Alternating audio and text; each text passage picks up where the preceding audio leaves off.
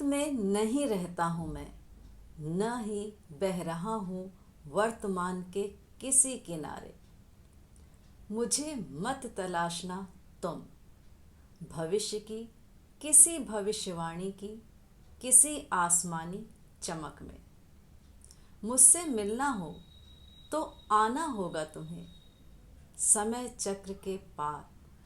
साधारण सा मैं ना ही मिल पाऊंगा तुम्हें किन्हीं असाधारण परिस्थितियों में। कहते हैं प्रसिद्ध रचनाकार हरदीप सब्बरवाल जी। हरदीप जी ने पंजाबी यूनिवर्सिटी से एमए किया है। पंजाबी, हिंदी व अंग्रेज़ी भाषा में निरंतर साहित्य सृजन कर रहे हैं।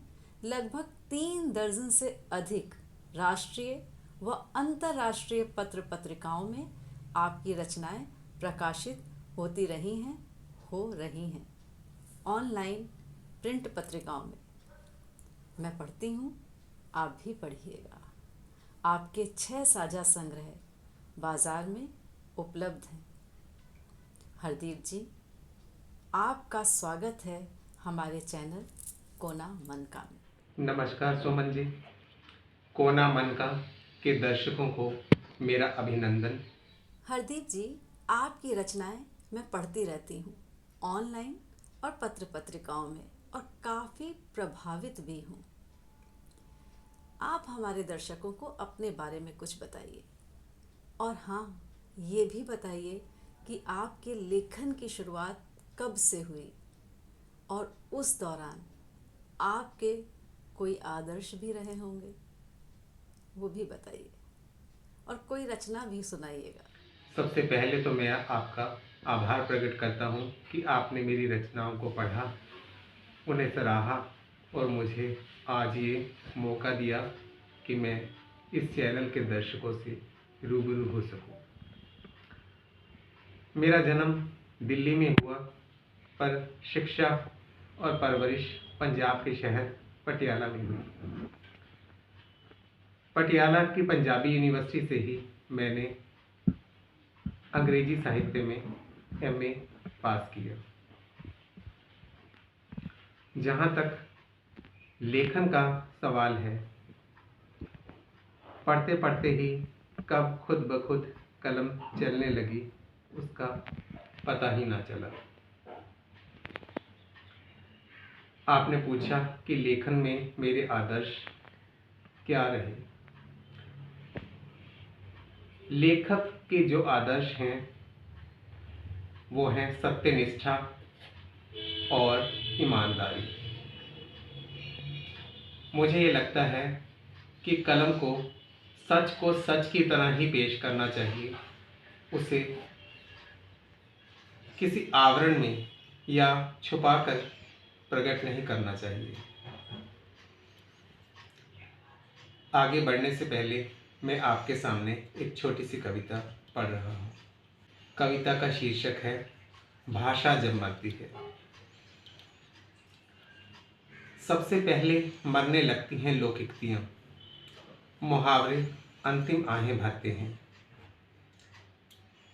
फिर उसके शब्दों से विज्ञान छीन लेने की रची जाती है साजिश। उसके बाद छीना जाता है रोजगार। नई नस्ल की जीभ पर रखी जाती है नई भाषा। नई नस्ल की जीभ पर रखी जाती है नई भाषा, ताकि लगाव का अंतिम सिरा भी खत्म हो जाए। ताकि लगाव का अंतिम सिरा भी खत्म हो जाए। उसके बोलने वालों को घोषित किया जाता है गवार। एक भाषा के लिए खत्म हो जाना इतना आसान कहाँ। एक भाषा के लिए खत्म हो जाना इतना आसान कहाँ।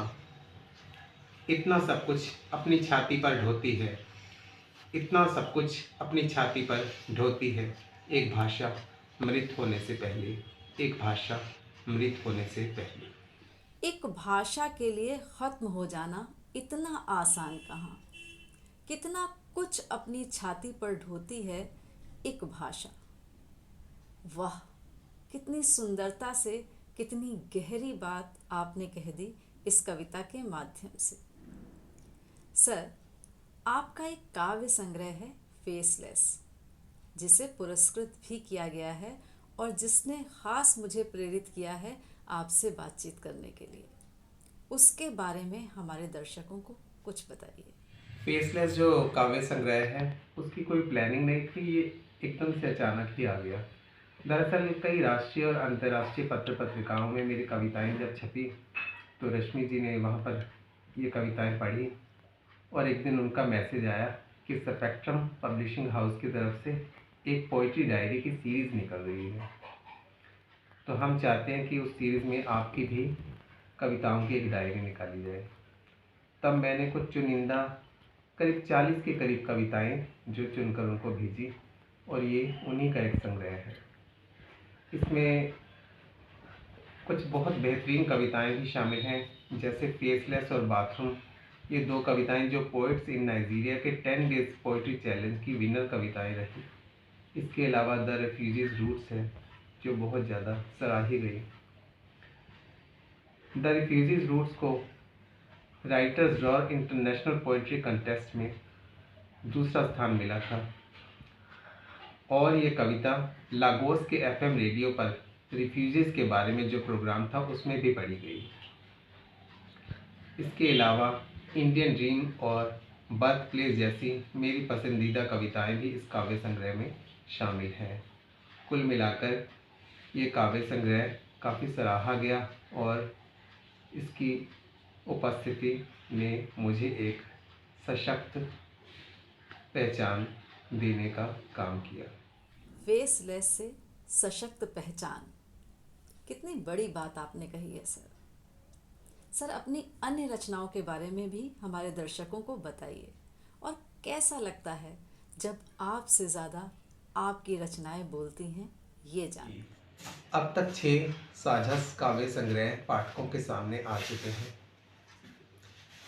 लगभग 3 दर्जन से अधिक पत्र पत्रिकाओं में मेरा काम इंग्लिश, हिंदी और पंजाबी तीनों भाषाओं में प्रकाशित हो चुका, जिसमें कहानियाँ, लघु कथाएँ और कविताएं तीनों शामिल हैं।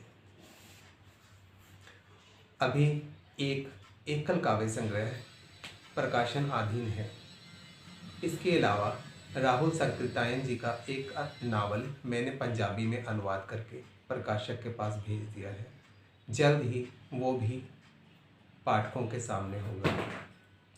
इतना सब कुछ प्रकाशन होने के बाद एक खुशी तो मिलती ही है, लेकिन जिम्मेदारी का एहसास और भी ज़्यादा बढ़ जाता है। जैसे कि अभी हाल ही में मेरी एक कहानी पर एक पाठक की टिप्पणी आई कि उन्हें ये कहानी अब तक पढ़ी गई कहानियों में से सर्वश्रेष्ठ लगी।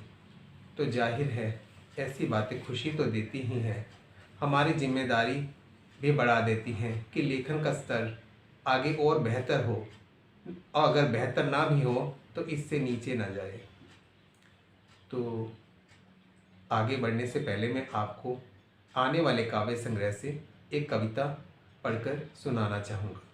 कविता का शीर्षक है भौंकना। एक कुत्ता जब भौंकता है तो कारण जाने बिना ही उसकी भौंक में भौंक मिलाते हैं आसपास के और कुत्ते। भौंकना संक्रामक है।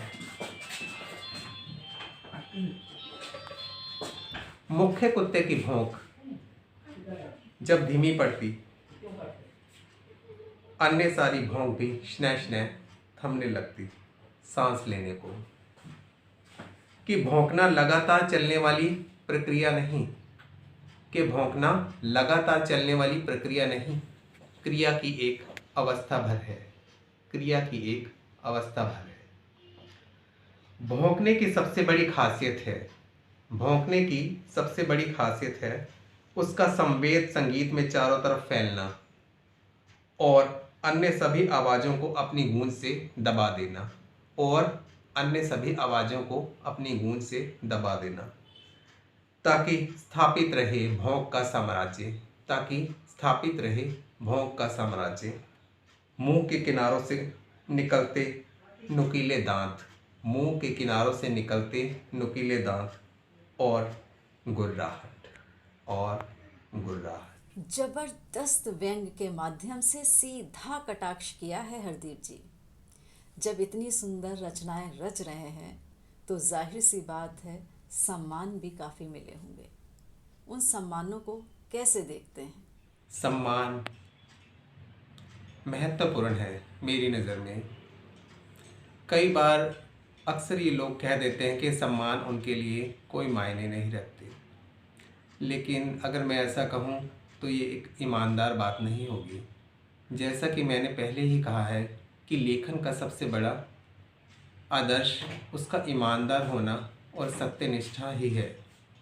तो अगर ये बात मैं झुठला दूँ और ये कहूँ कि सम्मान मेरे लिए कोई महत्व नहीं रखते, तो ये एक ईमानदार बात नहीं होगी। असल में अगर मैं आप लोगों के सामने आज हूँ तो उसकी सबसे बड़ी वजह तो है सबसे पहला सम्मान मिलना ही। दरअसल मैंने गंभीरता से लेखन को लेना तब शुरू किया जब 2014 में मैंने एक छोटी सी लेखन प्रतियोगिता जीती। उसमें मेरी कविता इंग्लिश में HIV पॉजिटिव थी, वो प्रथम आई। तब मुझे एहसास हुआ कि मुझे लेखन को गंभीरता से लेना चाहिए। इससे पहले हालांकि 2003-04 में भी मेरी कविताएं प्रकाशित हो चुकी थी, पर उसके बाद मैंने लेखन की तरफ ध्यान नहीं दिया और लगभग 10 साल के लंबे अंतराल के बाद मैंने दोबारा लिखना शुरू कर दिया उस प्रतियोगिता को जीतने के बाद। उसके बाद writers draw international poetry contest में दूसरा स्थान मिला। फिर पोइट्स इन नाइजीरिया में भी मुझे मेरी कविताओं को मान सम्मान मिला। साल 2019 का प्रतिलिपि कविता सम्मान मुझे मिल चुका है। तो एक एक कदम आगे बढ़ते बढ़ते मुझे ये जब सब मान सम्मान मिले तो ये प्रेरणा देते गए कुछ और बेहतर करने के लिए, कुछ और बेहतर लिखने के लिए। इस तरह मेरा लेखन का सफ़र निरंतर जारी रहा और मैं उम्मीद करता हूँ कि आगे भी मेरा सफ़र अपनी गति यूं ही बनाए रखेगा। चलने से पहले मैं आपको अपनी एक कविता सुना देता हूँ। कविता का शीर्षक है अश्लील कविता। जब जन्म लेती है कोई कविता तब वह नंगी ही होती है, किसी सोच में उधरते नग्न विचारों से। पता नहीं क्यों हमें कविताओं को आवरणों से ढकने की आदत सी हो गई है। पता नहीं क्यों हमें कविताओं को आवरणों से ढकने की आदत सी हो गई है। सुना है नग्नता या तो कलात्मक नजर आती है या फिर अश्लील। नग्नता या तो कलात्मक नजर आती है या फिर अश्लील, पर कहाँ होता है कुछ कलात्मक सा भूखे पेट का किस्सा कहती कविता में, कि भ्रष्टाचार की बात करती कविता नहीं धम्म भरती किसी कलिकारी का। कविताएं जब न्याय मांगने आगे आती हैं तब वो अन्याय से ही नंगधड़ंग दौड़ती हैं सड़क के बीचों बीच किसी लाचार दलित उत्पीड़न सी। नारी के नंगे जिस्म से शुरू होकर पुरुष की नंगी सोच तक सिमटती है लिंग भेद की कथा कहती कविता। रहने दीजिए इस कविता को एक अश्लील कविता ही, रहने दीजिए इस कविता को एक अश्लील कविता ही, कि क्रांतियाँ न कभी कलात्मक हुई न होंगी, कि क्रांतियाँ न कभी कलात्मक हुई न होंगी। धन्यवाद। बहुत बढ़िया, बहुत अच्छा लगा आपसे बातचीत करके। बातचीत काफ़ी सार्थक रही। आपका बहुत बहुत धन्यवाद कि आप हमारे कोना मनका के मंच पर आए। तो दर्शकों, जाइएगा कहीं नहीं, अगले हफ्ते इसी मंच पर पुनः मिलेंगे। तब तक के लिए सभी दर्शकों